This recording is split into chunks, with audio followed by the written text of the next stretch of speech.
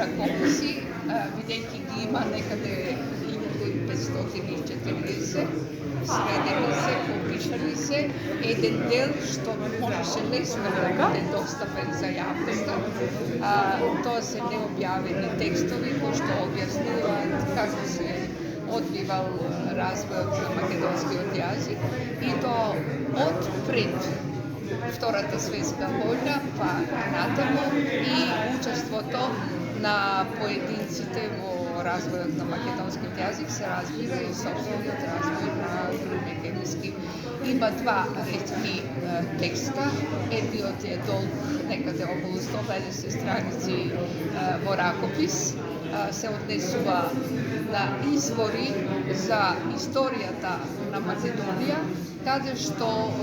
тој е попишал 1944 година како еден од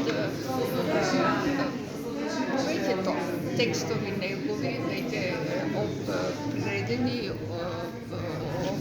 напишани пред да се појави првата граматика 1946 година, кои што биле многу значајни за тоа точно да се определи значењето на македонскиот јазик и дури наследот и бугарскиот јазик. Тој и има проследувано, особено Крилевскиот говор, тој е и објавен посмртно, но има направено паралела со бугарските дијалекти и македонските дијалекти, во што се разликуваат така што се потврдува македонскиот јазик и фонетски, и синтаксички, и морфолошки, и целост наспроти бугарскиот јазик. Тоа се неговите припреми во тој ракопис за изворите за Македонија, за македонското име, за македонското население, македонскиот народ и за македонскиот јазик се разбира, има значајни пронајдени извори кои што укажуваат на некои сознанија кои, на жалост, дури и нашата генерација сосема не ги осознаела, а особено се значајни за младите, бидејќи и тие треба да знаат овие процеси на создавањето на македонскиот јазик. И тука има поединости, тука во нашата промоција, че спомнам за нив, ако сакате, еден од куриозитетите, например, би бил дека македонскиот јазик има длабоки корени, тоа го констатираат сите слависти во светски размери, он ги пронајдува, дури просто е необично дека ги пронашол оригинали во совиските библиотеки, таму 44 година бил опфатен во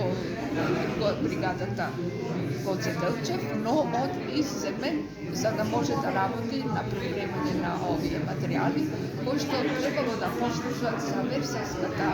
конференција мировна, кога требало да се определат границите на Македонија 1946 година. Значени се тие материјали, реков, но еве да кажам дека се смета дека името славјани било резервирано за македонските славјани. Тоа затоа што јазикот на македонските племиња, на македонците племиња кои веќе биле почнати да се поврзуваат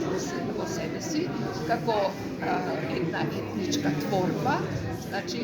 со така длабоки корени е македонскиот јазик, тоа име славјани било оставено 3 века за